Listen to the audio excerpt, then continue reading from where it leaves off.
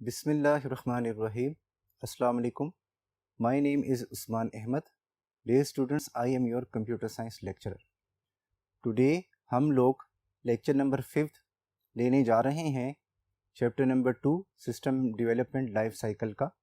Last classes से students हम लोगों ने सिस्टम डेवलपमेंट की लाइफ साइकिल के फेजेस की डिस्कशन स्टार्ट की हुई है। आज हम उनके नेक्स्ट पेज पे बात करेंगे। जो नेक्स्ट पेज है स्टूडेंट्स हमारा वो है रिक्वायरमेंट्स इंजीनियरिंग का। स्टूडेंट रिक्वायरमेंट्स इंजीनियरिंग क्या होता है, इसमें हमें कौन कौन सी एक्टिविटीज़ परफॉर्म करनी पड़ती हैं, तो चलिए हम इसकी डिस्कशन स्टार्ट करते हैं। It is a set of activities use to identify and communicate the purpose of a software system.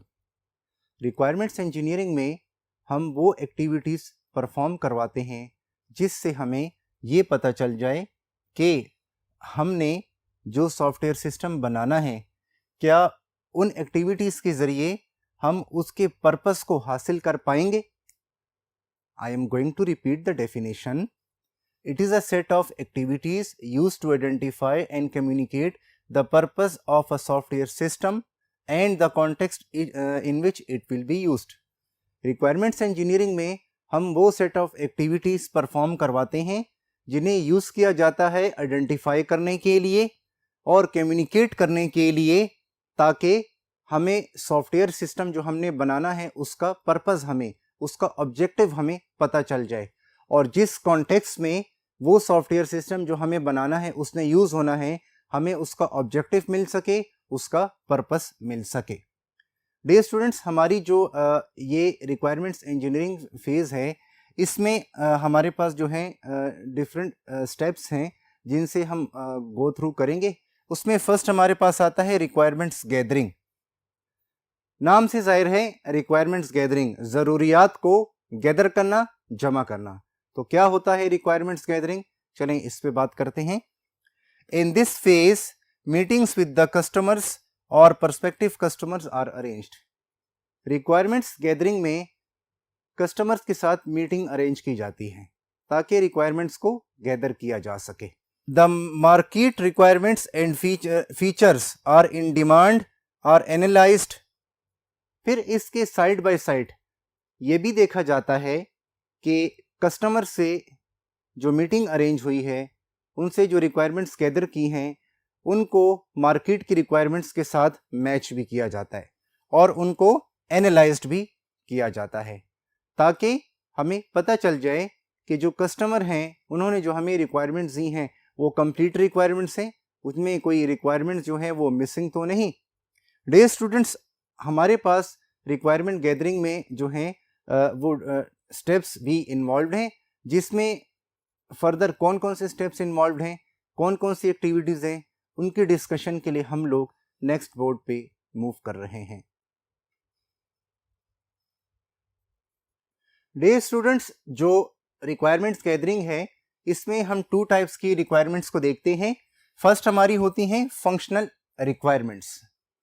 Functional requirements actually हमारी वो रिक्वायरमेंट्स होती हैं जो कि सॉफ्टवेयर सिस्टम के एक्चुअल फंक्शन से की जो एक्चुअल फंक्शन की रिक्वायरमेंट्स होती हैं, वो फंक्शंस जो कि सॉफ्टवेयर परफॉर्म करेगा। तो हम इनकी प्रॉपर डेफिनेशन को भी देख लेते हैं। These are those requirements of a software system which describes a function of a software system or its components. ये वो requirements होती हैं जो हमें सॉफ्टवेयर के फंक्शंस के बारे में बताती हैं या उसके कंपोनेंट्स के फंक्शन में बारे में बताती हैं कि सॉफ्टवेयर क्या फंक्शंस परफॉर्म करेगा और उसके जो कंपोनेंट्स होंगे वो क्या क्या फंक्शंस परफॉर्म करेंगे। फंक्शनल रिक्वायरमेंट्स में हमें ये बात पता चलती है। अब फंक्शनल रिक्वायरमेंट्स की जो है डियर स्टूडेंट्स, हम डिफरेंट एग्जांपल्स को डिस्कस कर लेते हैं ताकि ये फंक्शन रिक्वायरमेंट्स का जो टॉपिक है आपको क्लियर हो जाए। इसकी जो फर्स्ट एग्जांपल है वो है interface requirements. Interface requirements students किसको कहते हैं? फॉर एग्जांपल, आपने डिफरेंट सॉफ्टवेयर्स यूज किए होंगे। लेट से आपने किसी कॉलेज में जो है वो एडमिशन लेना है। अब आप जो है कॉलेज में एडमिशन लेने चले गए हैं। कॉलेज में जो ही आप एडमिशन के लिए जाते हैं, वहाँ एक रूल है कि वहाँ सबसे पहले वो आपको जो है एक फॉर्म इशू करते हैं जैसे ही आप फॉर्म फिल करते हैं फिर वो आपसे कहते हैं कि ये ऑपरेटर हैं कॉलेज में, आपने फॉर्म पे तो मैनुअल रिकॉर्ड एंटर कर लिए, अब आप क्या करें, अब आप इनके साथ सेटिंग करें और आप इन्हें अपना बायोडेटा बताएं, डेटा इनसे शेयर करें और वो कंप्यूटर में सॉफ्टवेयर में इसको एंट्री करेंगे। अब फॉर एग्जांपल वो आपके सामने कंप्यूटर के सॉफ्टवेयर में एंट्री कर रहे हैं स्टूडेंट्स। अब उन्होंने लेट से आपकी जो है वो उन्होंने आपकी एंटर करनी है, आपका कॉन्टैक्ट नंबर एंटर करना है। तो अगर उसमें कॉन्टैक्ट नंबर का लेबल है, उसके आगे टेक्स्ट बॉक्स है, तो स्टूडेंट्स आपको पता है कि कॉन्टैक्ट नंबर के टेक्स्ट बॉक्स में तो सिर्फ नंबर्स एंटर होंगे ना, उसमें हम कोई अल्फ़ाबेट्स या कोई स्पेशल सिंबल तो टाइप नहीं कर सकते ना। तो देखें फर्स्ट पॉइंट क्या है इंटरफेस रिक्वायरमेंट का, field accept numeric data only. इसका मतलब ये है कि अगर हमारे पास कोई फील्ड है, फील्ड से मुराद ये है कि कोई कॉलम है या कोई टेक्स्ट बॉक्स है जिसमें हमने कोई डेटा टाइप करना है, तो उसमें सिर्फ न्यूमेरिक डेटा एंटर हो, 0 से 9 तक नंबर्स का कोई डेटा एंटर हो। फॉर एग्जांपल आपकी कॉन्टैक्ट नंबर का लेबल है, उसके आगे वो एक टेक्स्ट बॉक्स बनाए, उसमें आप जस्ट जो है नंबर टाइप कर सके। सिमिलर आपका जो कॉन्टैक्ट नंबर के हो गया आपका इसमें, इसके अलावा जो आपके ऐसे आप देखते हैं उसमें भी जो है आपकी वही टाइप होती है, या आपकी जो वो होती है डेट ऑफ बर्थ होती है, डेट ऑफ बर्थ भी आपकी जो है नॉर्मल न्यूमेरिक में टाइप होती है, फिर वो बीच में हाइफन्स वगैरह आ जाए, सिंबल्स वगैरह आ जाए। सेकेंड पॉइंट है field only accept dates before the current date. देखें स्टूडेंट्स, फॉर एग्जांपल हमारे पास जो सेकंड इसी सॉफ्टवेयर में जिसमें वो ऑपरेटर जो हैं आपका रिकॉर्ड एंटर कर रहे हैं, लेट से अब उन्होंने आपकी डेट ऑफ बर्थ एंटर करनी है कि आपकी डेट ऑफ बर्थ क्या है। तो अगर वो आपकी डेट ऑफ बर्थ एंटर करेंगे तो अभी जो ईयर है वो 2020 है। लेट से आपकी डेट ऑफ बर्थ जो है 2002 है या 3 है, नॉर्मल एफएससी की स्टूडेंट्स की इसी में डेट ऑफ बर्थ होती है, तो वो ईयर्स को बैक ट्रैक करेंगे, यानी आज के साल से वो पीछे की तरफ जाएंगे। तो हमारे पास एक ऐसा कॉलम या ऐसा टेक्स्ट बॉक्स जिसमें हम प्रेजेंट डेट से बैक ट्रैक करें पीछे की तरफ, वो आसानी से उसमें जा सके, ये सेकंड पॉइंट की एग्जांपल है। डियर स्टूडेंट्स, अब हम लोग जो हैं बिजनेस रिक्वायरमेंट्स पे बात करते हैं, और ये जो हैं ये फंक्शनल रिक्वायरमेंट की एग्जांपल है। तो बिजनेस रिक्वायरमेंट्स में पॉइंट नंबर 1 क्या है, data must be entered before a request can be approved. Data को पहले इंटर करना पड़ेगा रिक्वेस्ट को अप्रूव होने से पहले।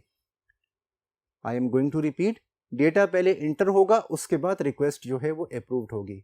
देखिए स्टूडेंट्स, इसकी एग्जांपल ये है, फॉर एग्जांपल आपने जो है वो जीमेल में आप चाहते हैं आप ईमेल बनाएं और वो ईमेल आईडी आप यूज़ करें, तो ये नेसेसरी है, मैंडेटरी है कि पहले आप उस जीमेल में जाके अपना एक फॉर्म फिल करेंगे।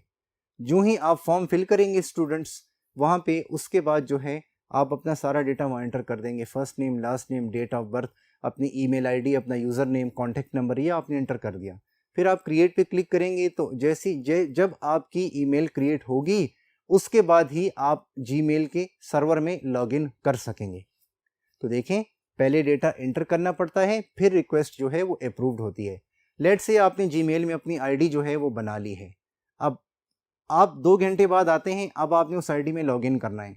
तो जैसे ही आप जीमेल को ओपन करेंगे अपने गूगल क्रोम के ब्राउज़र में, तो वो आपका बॉक्स होता है कि type your email, user name and password.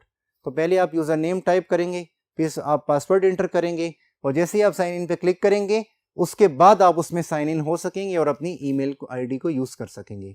Without sign in हुए आप ईमेल आईडी को यूज़ नहीं कर सकेंगे। तो ये इस पॉइंट की बहुत सिंपल सी एग्जांपल है स्टूडेंट्स। नेक्स्ट जो एग्जांपल है हमारे पास, नेक्स्ट जो हम पॉइंट डिस्कस करने जा रहे हैं वो है regulatory and compliance requirements. Regulatory compliance कौन सी रिक्वायरमेंट्स होती हैं, the database will be functional. इसका मतलब ये है कि अगर हम लोगों ने कोई सॉफ्टवेयर सिस्टम बनाना है, जिस सॉफ्टवेयर सिस्टम को हमने यूज़ करना है उसमें हम रिकॉर्ड भी सेव करेंगे, यानी रिकॉर्ड को उसमें मेंटेन किया जाएगा, और उसमें जो बैक एंड पे एप्लीकेशन है उसमें रिकॉर्ड सेव होगा। स्टूडेंट्स, बैक एंड जो है वो हम किसी DBMS को कहते हैं, डेटाबेस मैनेजमेंट सिस्टम। आपको याद है फर्स्ट ईयर में चैप्टर नंबर 7 में मैंने आपको टीच किया था, सबसे पहले कॉन्सेप्ट हमारे पास डेटाबेस होता है। डेटाबेस क्या होता है, collection of related data, similar data की, रिलेटेड डेटा की कलेक्शन को, उसकी फाइल को हम डेटाबेस कहते हैं। फिर हमने DBMS की बात की थी, मैंने आपको बताया था DBMS जो है हमारे पास एक सॉफ्टवेयर होता है जिसमें हम क्रिएट करते हैं, मेंटेन करते हैं और व्यू करते हैं डेटाबेस को। मेंटेन का मतलब, इसमें क्रिएट का मतलब तो आपको पता है कि जैसे ही आप एक्सेस ओपन करें आप डेटाबेस क्रिएट करते हैं। इसमें वर्ड मेंटेन का मतलब ये है उसमें आप न्यू डेटा ऐड करते हैं, उसमें आप जो है एग्जिस्टिंग डेटा जो है वो उसमें आप अपडेट करते हैं, और उसमें जो है आप अनयूज डेटा जो यूजेबल नहीं है उसे आप डिलीट करते हैं, ख़त्म करते हैं। तो ऐड करना, डिलीट करना, अपडेट करना, इन तीनों ऑपरेशंस को हम कहते हैं मेंटेन करना या मैनिपुलेट करना। फिर लास्ट में जब हम ये सारे ऑपरेशंस कर लेते हैं फिर हम व्यू करते हैं कि जो ऑपरेशंस हमने किए वो सक्सेसफुली इम्प्लीमेंट हुए हैं कि नहीं हुए। तो हमने फर्स्ट ईयर के कोर्स में स्टूडेंट्स लास्ट 2 चैप्टर्स में डेटाबेस की थ्योरी पे भी हमने डिटेल से बात की थी, और हमने चैप्टर नंबर 8 में माइक्रोसॉफ्ट एक्सेस में काफ़ी प्रैक्टिकल्स हमने किए थे जो आपके कोर्स में इंक्लूडेड थे, जिसमें हमने डेटाबेस बनाया, हमने टेबल्स बनाए थे और हमने उसमें रिकॉर्ड को सेव किया था, रिकॉर्ड को मेंटेन करवाया था। तो अगर वही कॉन्सेप्ट आप रिकॉल करें और इस पॉइंट को अंडरस्टैंड करें तो it will be clear to you the database will be function. यानी कि जो सॉफ्टवेयर सिस्टम हम बना रहे हैं अगर उसके बैक एंड पे कोई डेटाबेस है जो किसी DBMS में बना हुआ है, और स्टूडेंट मैंने आपको DBMS की एग्जांपल भी दी थी कि आपके कोर्स में जो था माइक्रोसॉफ्ट एक्सेस DBMS था। अदर देन DBMS भी हमने देखे थे जिसमें हमने प्रैक्टिकल किए थे। माइक्रोसॉफ्ट SQL सर्वर 2016 DBMS में हमने प्रैक्टिकल किए थे। और भी DBMS होते हैं, ऑरिकल वगैरह, लेकिन वो लार्ज एप्लीकेशंस के लिए लार्ज सिस्टम्स में यूज़ होते हैं। तो आपका अगर कोई सॉफ्टवेयर सिस्टम है जिसमें जिसका रिकॉर्ड भी हमने सेव करना है तो उसके बैक एंड में जो डेटाबेस होगा वो फंक्शनल होना चाहिए। फंक्शनल का मतलब है वो काम कर रहा हो, उसमें डेटा एंटर किया जा सके, डेटा को उसमें से व्यू किया जा सके और डेटा का बैकअप भी लिया जा सके, रिस्टोर उसमें से डेटा का बैकअप लिया जा सके, उसको रिस्टोर किया जा सके। इन तमाम चीज़ों को हम फंक्शनल कहते हैं स्टूडेंट्स। और एक बात याद रखें, जब भी कोई सॉफ्टवेयर सिस्टम बनाया जाता है अगर उस सॉफ्टवेयर सिस्टम में बात आती है कि उसमें वो सॉफ्टवेयर सिस्टम का जो बैक एंड है, बैक एंड में हम कोई DBMS यूज़ करते हैं, फ्रंट एंड पे कोई प्रोग्रामिंग लैंग्वेज होती है, कि उसका जो बैक एंड है उसमें डेटाबेस फंक्शन होना चाहिए। तो स्टूडेंट मतलब ये होता है कि किसी DBMS में डेटाबेस मस्ट बनाना है और उसके अंदर डेटा सेव होगा और वहीं से व्यू किया जा सकेगा, वहीं से डेटाबेस को एक्सेस किया जा सकेगा। डियर स्टूडेंट्स, अब हम रेगुलेटरी एंड कंप्लायंस रिक्वायरमेंट्स के फर्दर पॉइंट्स की डिस्कशन के लिए नेक्स्ट बोर्ड पे मूव कर रहे हैं।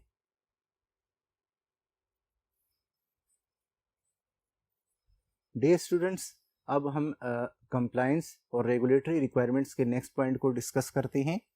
The system will limit access to authorised user.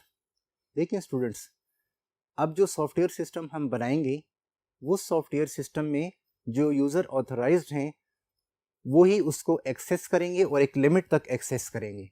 ऐसा नहीं हो सकता कि जिस टाइम यूज़र चाहे उसको एक्सेस कर सके और जिस टाइम भी वो चाहे उसको एक्सेस करे। एक्सेस एक लिमिट होना चाहिए। स्टूडेंट्स, हम इस पॉइंट को अंडरस्टैंड करने के लिए एक एग्जांपल लेते हैं।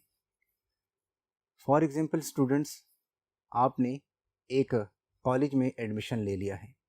उस कॉलेज का जो है एडमिशन सिस्टम, उनका सारा का सारा कॉलेज का जो सेटअप है, सिस्टम है, वो ऑनलाइन है। जब आपने कॉलेज में एडमिशन लिया उन्होंने आपको एक यूज़र नेम और पासवर्ड दिया है और आपको ये बात उन्होंने जो है क्लियर की है कि ये यूज़र नेम और पासवर्ड जब तक आप कॉलेज में रहेंगे 2 इयर्स तक, इंटरमीडिएट में, आप इसको यूज़ कर सकते हैं अपने रिकॉर्ड को व्यू करने के लिए, अपने अटेंडेंस रिकॉर्ड को, क्लास के रिकॉर्ड को, फीस के रिकॉर्ड को, या अपने जो है फ़ी के रिकॉर्ड को। एंड आफ्टर फ़ी रिकॉर्ड जो है उसमें आपका एक लेट से पोर्शन होगा जहाँ पे आप टीचर को असाइनमेंट सबमिट करेंगे, वो भी लॉगिन आके आप लोग करेंगे। इस तरह आपको डिफरेंट उससे रिलेटेड, फॉर एग्जांपल उसमें आपके एग्ज़ाम का रिकॉर्ड होगा, ये सारा आप ऑनलाइन व्यू कर सकते हैं। लेट्स से स्टूडेंट्स, आपकी कंप्यूटर साइंस की क्लास मेरे साथ हो रही है। मैंने आप लोगों को ऑनलाइन कॉलेज की साइड से एक टाइम है कि जो टीचर्स जिन टाइमिंग में ऑनलाइन होंगे वो टाइमिंग जो है मॉर्निंग 9 से लेकर इवनिंग 5 तक है। अब आपको असाइनमेंट मैंने एक दी हुई है, बहुत सारे स्टूडेंट्स ने असाइनमेंट बना ली है, कुछ स्टूडेंट्स के भी असाइनमेंट रहती है, और ये डेडलाइन थी कि शाम 5 बजे के बाद जो है ये पोर्टल क्लोज़ हो जाएगा और वहाँ से कोई असाइनमेंट सबमिट नहीं हो सकेगी। तो अब आप देखें, the system will limit access to authorised user. अब जिन स्टूडेंट की असाइनमेंट लेट है वो स्टूडेंट हमारे पास ऑथोराइज तो हैं, लेकिन उनको लिमिट एक्सेस दिया गया है कि उनको एक टाइम दिया गया था, इस टाइम तक वो जो हैं ये चीज़ सबमिट करवा सकते हैं। या इसके हम एग्जांपल ये भी दे सकते हैं कि लेट्स से अगर आपने ऑनलाइन जाके अपनी फ़ी का रिकॉर्ड चेक करते हैं तो आप जस्ट फ़ी का रिकॉर्ड जो है वो व्यू कर सकते हैं, अपना रिजल्ट व्यू कर सकते हैं, आप उसमें कोई चेंजेस वगैरह या अपडेशन नहीं कर सकते। जैसे इस पॉइंट की एक और मिसाल भी हम ले सकते हैं कि अगर हम एग्जाम्पल पे बात करें, आप लोगों का जो है स्टूडेंट रिजल्ट आउट होता है तो नॉर्मली आप किसी बोर्ड की वेबसाइट पे जाके ऑनलाइन रिजल्ट व्यू करते हैं ना आप लोग, वहाँ पे आप search by roll number, search by name, आप जैसे ही वहाँ अपना नेम स्टूडेंट या रोल नंबर टाइप करते हैं तो आप देखते होंगे कि वो रिजल्ट जस्ट आप व्यू कर सकते हैं वहाँ पे, उसमें आप किसी भी तरह की अपडेशन या चेंजेस वगैरह नहीं कर सकते। ये इस पॉइंट की सेकंड एग्जांपल है पॉइंट को बेटर अंडरस्टैंड करने के लिए।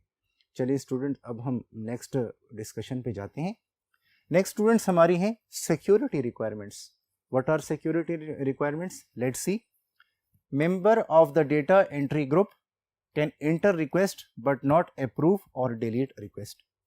स्टूडेंट इसका मतलब ये है कि लेट्स से हमने एक सॉफ्टवेयर सिस्टम एक ऑर्गेनाइजेशन के लिए बनाया है, उस ऑर्गेनाइजेशन में जो डेटा एंट्री वाले लोग हैं जो कि डेटा एंटर करते हैं और डेटा सेव करते हैं, वो जस्ट क्या कर सकें, वो डेटा को एंटर कर सकें, लेकिन वो ना ही उसे अप्रूव कर सकें ना ही उसे डिलीट कर सकें।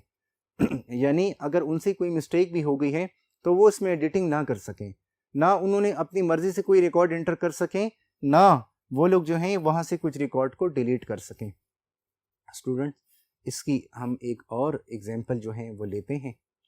फॉर एग्जांपल आप लोगों ने लेट्स से आप लोगों ने जो है वो FSC पास कर लिए हैं। अब आप लोग चाहते हैं कि आप लोग जिस बोर्ड से आपने इंटरमीडिएट पास किया है वहाँ से जाके आपने अपनी DMC इशू करवानी है। आप बोर्ड चले जाते हैं, वहाँ पे काउंटर्स बने होते हैं, आप लेट से काउंटर नंबर 1 पे चले जाते हैं, विंडो 1 पे, उनसे आप कहते हैं हमें DMC चाहिए। वो आपसे कहते हैं कि ठीक है आप जाएं बैंक में, लेट से 300-500 रुपीज़ चालान पे फिल करके ये फ़ी आप जो है डिपॉजिट करवाएं, हमारे पास स्लिप लेकर आएँ, हम आपको DMC इशू करेंगे। तो देखिए स्टूडेंट, जब आप जो है बैंक जाते हैं, फ़ीस सबमिट करवा के आप वो फ़ीस स्लिप ले आते हैं, चालान की कॉपी जो है आप उन ऑपरेटर को देते हैं, डेटा एंट्री वालों को। अब डेटा एंट्री वाले अपने पास एंटर कर लेते हैं कि ये स्टूडेंट आए थे, ये इनका रोल नंबर, इन्होंने पेमेंट एंटर कर दिए जस्ट, और आपको प्रिंट करके दे देते हैं। फॉर एग्जांपल अगर आपके उसमें DMC में कोई मार्क्स में अप एंड डाउन है, ऑनलाइन कुछ हो रहे थे यहाँ पे कुछ हैं, या आपके डेट ऑफ बर्थ में कुछ वो है, तो वो अपनी तरफ से जो एंट्री वाले हैं वो उसमें कुछ डिलीशन नहीं करेंगे, डिलीट नहीं कर सकते वो। ये क्यों? ये चीज़ आपकी आती है सिक्योरिटी रिक्वायरमेंट्स में आती है। तो फिर इस केस में वो फर्दर नेसेसरी एक्शंस होते हैं जो वन विंडो पे जो ऑपरेटर होते हैं वो आपको गाइड करते हैं कि इसमें करेक्शन का क्या प्रोसीजर है, क्या क्राइटेरिया है। तो डियर स्टूडेंट्स, यहाँ तक हम लोगों ने फंक्शनल रिक्वायरमेंट्स पे बात की, हमने फंक्शनल रिक्वायरमेंट के एग्जाम्पल्स को भी डिस्कस किया, यानी वो रिक्वायरमेंट्स जो कि एक सॉफ्टवेयर सिस्टम की एक्चुअल रिक्वायरमेंट्स होंगी या उसके कंपोनेंट्स जो हैं वो रिक्वायरमेंट जो कंपोनेंट की होगी, ये फंक्शनल रिक्वायरमेंट्स में आती है। फिर हमने इसकी फॉर एग्जांपल भी बात की, और इसकी एक सिंपल सी एग्जांपल मैं आपको ये भी बताता चलूँ स्टूडेंट्स फंक्शनल रिक्वायरमेंट्स की। लेट्स से आप लोगों ने फेसबुक पे लॉगिन करना है, तो आपको पता है कि फेसबुक पे जब आप लॉगिन करना चाहते हैं स्टेप नंबर 1 क्या होता है, उसकी फंक्शन रिक्वायरमेंट्स क्या है फेसबुक की, कि सबसे पहले अगर आपने फेसबुक को यूज़ करना है आप उसमें लॉगिन करेंगे। तो स्टूडेंट लॉगिन के लिए आपका फेसबुक पे अकाउंट होना चाहिए। अगर आपने अकाउंट बनाया हुआ है वहाँ पे जाके आप अपना यूज़र नेम और पासवर्ड टाइप करते हैं तो आप लॉगिन होते हैं ना। तो ये जो आपका लॉगिन फॉर्म होता है जहाँ आप यूज़र नेम और पासवर्ड टाइप करते हैं, ये आपकी स्टूडेंट्स फंक्शन रिक्वायरमेंट्स में आता है। ये मैंने आपको डिफरेंट एग्जांपल्स इसलिए दी हर पॉइंट पे फंक्शन रिक्वायरमेंट्स के स्टार्ट से कि ये टॉपिक बेटर तरीके से आपको क्लियर हो जाए, और जब आप इसको लर्न करें तो आप एक अच्छे तरीके से इस टॉपिक को प्रिपेयर कर सकें एग्जाम के पॉइंट ऑफ व्यू से भी और अपने कॉन्सेप्ट्स को भी इम्प्रूव करने के लिए। स्टूडेंट अब हम लोग नेक्स्ट टॉपिक पे जा रहे हैं। नेक्स्ट टॉपिक जो है डियर स्टूडेंट्स वो हमारा है non functional requirements.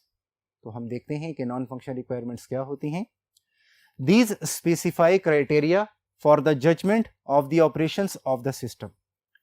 Dear students, non functional requirements में हम वो क्राइटेरिया बताते हैं जिससे हमें सिस्टम के ऑपरेशंस के बारे में पता चलता है। I am going to repeat the definition.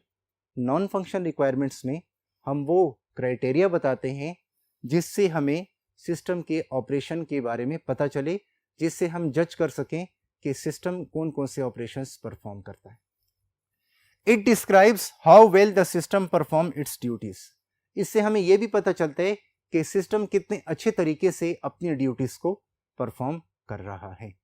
इससे हमें यह भी पता चलता है सिस्टम कितने अच्छे तरीके से अपनी ड्यूटीज को परफॉर्म कर रहा है। These are also called qualities of a system। इन्हें हम सिस्टम की क्वालिटीज भी कहते हैं। अब स्टूडेंट्स, जो नॉन फंक्शनल रिक्वायरमेंट्स हैं, हमने इनकी डेफिनेशन को डिस्कस कर लिया। अब इस कॉन्सेप्ट को बेटर अंडरस्टैंड करने के लिए हम कुछ एग्जांपल्स डिस्कस करते हैं, ताकि आप लोगों को स्टूडेंट्स नॉन फंक्शनल रिक्वायरमेंट्स जो हैं वो क्लियर हो जाएं। स्टूडेंट्स, मैंने आप लोगों को अभी एक एग्जांपल दी थी कि अगर आपने फेसबुक में लॉगिन करना है तो उसके लिए आपने आप पहले लॉगिन फॉर्म तो में अपना यूज़र नेम पासवर्ड तो टाइप करते हैं ना। हम ये भी अज्यूम करते हैं आपका अकाउंट भी बना हुआ है, अब आपने अभी लॉगिन करना है। जैसे ही आप उसमें लॉगिन करते हैं, अपना यूज़र नेम और पासवर्ड टाइप करते हैं, तो आप ये चाहते हैं कि जैसे ही आप उसमें लॉगिन करें तो आपको एक ईमेल आपके अकाउंट में आए, आपको जीमेल पे एक ईमेल आए कि अभी आपने अपने फेसबुक के अकाउंट में लॉगिन कर लिया है, अभी आपने फेसबुक में लॉगिन कर लिया है। तो ये जो हमने इसके साथ एक फीचर बताया कि जैसे ही कभी भी जिस टाइम जिस जगह से आप अपने फेसबुक में अकाउंट में लॉगिन करें, इमीडिएटली आपको आपके जीमेल आईडी में, जीमेल की ईमेल आईडी में एक ईमेल आ जाए कि किसी पर्सन ने आपकी फेसबुक के अकाउंट में लॉगिन किया है। और आपको पता है स्टूडेंट, अगर आप लोग किसी इनोनिमस जगह से अपने फेसबुक पे लॉगिन करते हैं, या आप एक कंप्यूटर से दूसरे कंप्यूटर पे स्विच करते हैं, या अपने लैपटॉप से या अपने मोबाइल फ़ोन से, सेल फ़ोन से आप लॉगिन करते हैं, तो आपको एक मैसेज आता है कि someone is trying to using from unknown device. आप देख लें, इस तरह के मैसेज फेसबुक वाले आपको सेंड करते हैं। तो ये जो आपको मैसेजेस आ रहे हैं, ईमेल्स आ रही हैं, these are called non functional requirements of a system. For example, हम एक दूसरे सिस्टम को भी ले लेते हैं। फर्स्ट एग्जाम्पल आई होप आपको क्लियर हो गई होगी। लेट से आपने एक न्यू कॉलेज में एडमिशन लिया है। अब उस कॉलेज में आपने एडमिशन ले लिया है, अब आपकी क्लासेस स्टार्ट हो गई हैं, आपने फ़ीस वगैरह सब जो है वो डिपॉजिट करवा दिए। जैसे ही फर्स्ट डे आप कॉलेज आए हैं, जिस टाइम आप आए हैं, आपने कॉलेज में एक बायोमेट्रिक मशीन है, डिवाइस है। जैसे स्टूडेंट आते हैं वो सबसे पहले बायोमेट्रिक लगता है, उसकी अटेंडेंस जो है बायोमेट्रिक होती है। तो जिस टाइम पे आप कॉलेज में आप इंटर हुए, आपकी अटेंडेंस हुई, ये अटेंडेंस का मैसेज आपके मोबाइल फ़ोन पे, आपके पेरेंट्स के मोबाइल फ़ोन पे चला गया।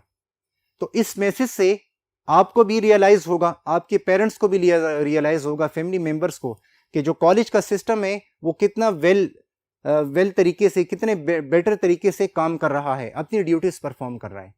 सिमिलर आपकी जो डेली बेसिस की अटेंडेंस है, कितनी क्लासेस आप अटेंड करते हैं, क्लासेस आप नहीं करते, किस टाइम आपने कॉलेज से आउट किया है, ये सारे डेली बेसिस के मैसेजेस आपके रिजल्ट से रिलेटेड, आपके असाइनमेंट से रिलेटेड, फीस से रिलेटेड, जो आपके पेरेंट्स के मोबाइल फ़ोन्स पे जाएं, आपके उसमें आएँ, तो इनसे हमें पता चलेगा कि सिस्टम, हमारे कॉलेज का जो सिस्टम है, जो ऑटोमेट सिस्टम है, सॉफ्टवेयर सिस्टम है, वो कितना वेल तरीके से अपनी ड्यूटीज़ परफॉर्म कर रहा है। तो ये क्या है, ये जो मैसेज आ रहे हैं, these are called non functional requirements of the system. तो स्टूडेंट्स, हमने नॉन फंक्शनल रिक्वायरमेंट्स की 2-3 एग्जांपल्स को डिस्कस कर लिया। आई होप कि ये चीज़ आपको बेटर तरीके से क्लियर हो गई होगी। डियर स्टूडेंट्स, इस टॉपिक को कंप्लीट करने के लिए रिक्वायरमेंट्स इंजीनियरिंग के हम लोग अगेन फर्स्ट बोर्ड पे मूव कर रहे हैं। डियर स्टूडेंट्स, हम लोगों ने functional and non functional requirements के बारे में बात कर ली है। अब स्टूडेंट्स, हम लोग रिक्वायरमेंट्स वैलिडेशन को डिस्कस कर लेते हैं। It is concern with examine the requirements to certify that they meet the intentions of the stakeholders. इसका ताल्लुक उस चीज़ से होता है जिसमें हम एग्जामिन करते हैं उन रिक्वायरमेंट्स को जो हमने गैदर की होती हैं, ताकि हम सर्टिफाई कर सकें कि क्या वो स्टेक होल्डर की इंटेंशन से मीट करती हैं, and to ensure that they define the right system, और क्या जो रिक्वायरमेंट्स हैं वो राइट सिस्टम को डिफाइन कर रही हैं। The essence of the agreements and understanding between developers and acquires, और क्या इन रिक्वायरमेंट से जो है हमें पता चल रहा है कि डेवलपर वो पर्सन होता है जो कि सॉफ्टवेयर सिस्टम की कोडिंग करता है, और एक्वायर वो होता है जो कि सिस्टम को गेट करेंगे और फिर उसे यूज करेंगे अपनी इन्वायरमेंट में। तो क्या डेवलपर और एक्वायर के बिटवीन अंडरस्टैंडिंग है उन रिक्वायरमेंट्स की बुनियाद पे? डेवलपर को एक्वायर ने रिक्वायरमेंट सारी क्लियर दी हैं और रिक्वायरमेंट्स को सर्टिफाई किया गया है। About what to build in a manner that ensures a common understanding across the project team and among the stakeholders. Students, I am going to repeat this all wording. Requirements validation में इस चीज़ की बात हो रही है कि जो requirements gather की हैं एक ऐसा तरीक़ेकार अपनाया जाए कि उनको वेरीफाई किया जा सके कि ये requirement जो हैं ये मीट करती हैं stakeholders की expectation से, और क्या जो requirements gather की गई हैं इन रिक्वायरमेंट्स की जो है की बुनियाद पे डेवलपर और एक्वायरर के दरमियान जो है वो एक क्लियर अंडरस्टैंडिंग है, यानी एक्वायर ने रिक्वायरमेंट्स क्लियरली बताई हैं डेवलपर को, ताकि डेवलपर को जितनी रिक्वायरमेंट्स क्लियर होंगी, जितनी उसे बेटर अंडरस्टैंड उसने की होंगी, उतने अच्छे तरीके से वो सॉफ्टवेयर सिस्टम को कोड कर सकेगा, उसके लिए प्रोग्रामिंग लैंग्वेज में कोडिंग कर सकेगा, प्रोग्रामिंग कर सकेगा।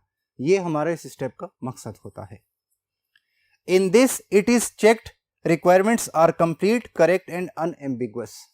इसमें यह भी चेक किया जाता है डियर स्टूडेंट्स कि जो रिक्वायरमेंट्स गैदर की गई हैं वो कंप्लीट हैं, मुकम्मल हैं, करेक्ट बिल्कुल ठीक हैं, एंड अनएम्बिगुअस, उसमें किसी किस्म की कोई एम्बिग्विटी नहीं है, कोई शकूक व शुबहात नहीं है, हमें कोई रिक्वायरमेंट्स क्लियर नहीं है।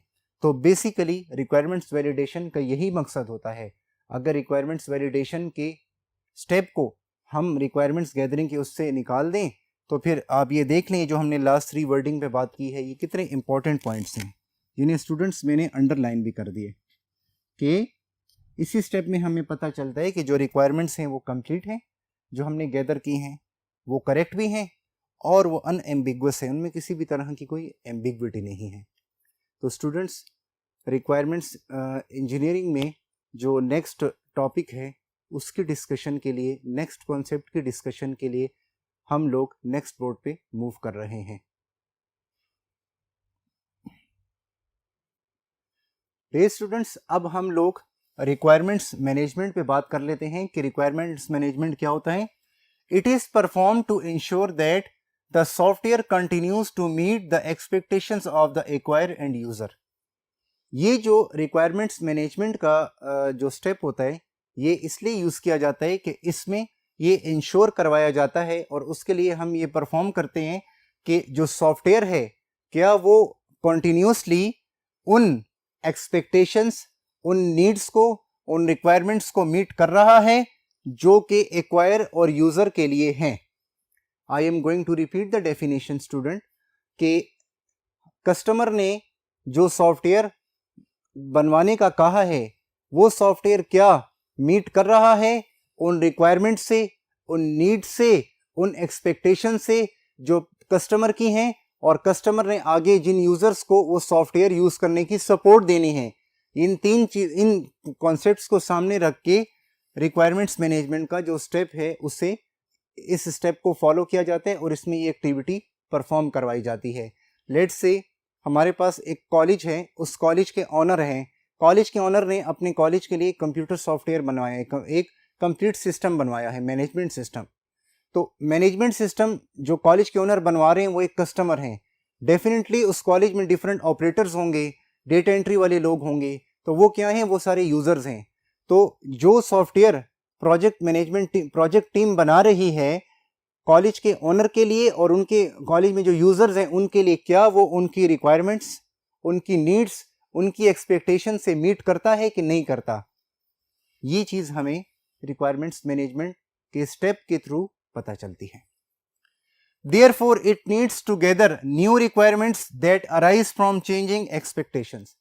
इसमें ये बात भी होती है कि अगर कहीं कस्टमर ने थोड़ी बहुत उसकी रिक्वायरमेंट्स में चेंज आ गया है, उनकी नीड्स में चेंज आ गया है, उनकी एक्सपेक्टेशन चेंज हो गई है, तो क्या ये चीज़ें सॉफ्टवेयर सिस्टम में इंक्लूड होंगी और इंक्लूड होनी चाहिए।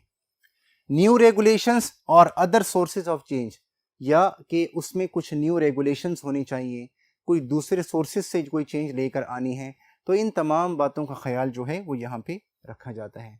हम इसकी एक और एग्जांपल भी ले सकते हैं। फॉर एग्जांपल, हमारे पास एक कॉलेज है जिसके ओनर ने हमसे लेट से 1 साल पहले जो सॉफ्टवेयर बनवाया था, वो अपनी college full college management system के लिए वो डेस्कटॉप एप्लीकेशन थी, विदाउट इंटरनेट चलती थी। 1 साल बाद उनके ओनर ने रियलाइज़ किया कि अब तो मुझे ये जो हमारे कॉलेज का डेस्कटॉप एप्लीकेशन है इसे हमें ऑनलाइन लेकर जाना है। तो अब अगर हम उनके लिए ऑनलाइन सिस्टम बनाएंगे, इसको इंटरनेट पर लेकर जाएंगे, तो क्या उनकी उसके लिए क्या नीड्स होंगी, क्या एक्सपेक्टेशंस होनी चाहिए और क्या रिक्वायरमेंट्स होंगी, जो कि जिनका हमें भी ख्याल रखना पड़ेगा, और जो कि वो रिक्वायरमेंट्स जो कि हमें बताएंगे जो कॉलेज के ऑनर हैं, उनके डायरेक्टर हैं, जिन जो कि ऑनर हैं, वो हमें बताएंगे कि किन किन चीज़ों को हम ऑनलाइन करें, जस्ट एडमिशन के मॉड्यूल को या ओवरऑल कॉलेज के सिस्टम को। फिर उसमें बहुत सारे जो हैं और भी क्राइटेरिया होता है, और भी हमें स्टेप्स के थ्रू गुजरना पड़ता है, तो ये तमाम बातें स्टूडेंट्स यहाँ पर आ जाती हैं। डियर स्टूडेंट्स, तो रिक्वायरमेंट मैनेजमेंट स्टेप की हमें इम्पोर्टेंस पता चल जाती है। आज की क्लास में हमने रिक्वायरमेंट्स इंजीनियरिंग पे बात की, एग्जाम्पल्स पे बात की, फंक्शनल नॉन फंक्शनल रिक्वायरमेंट्स पे बात की, और कुछ बेसिक उनसे रिलेटेड कॉन्सेप्ट्स पे बात की। इंशाल्लाह नेक्स्ट क्लास में हम लोग न्यू कॉन्सेप्ट, न्यू टॉपिक के साथ आपसे मिलेंगे। जब तक स्टूडेंट्स अपना बहुत ख्याल रखिएगा। अल्लाह हाफिज़।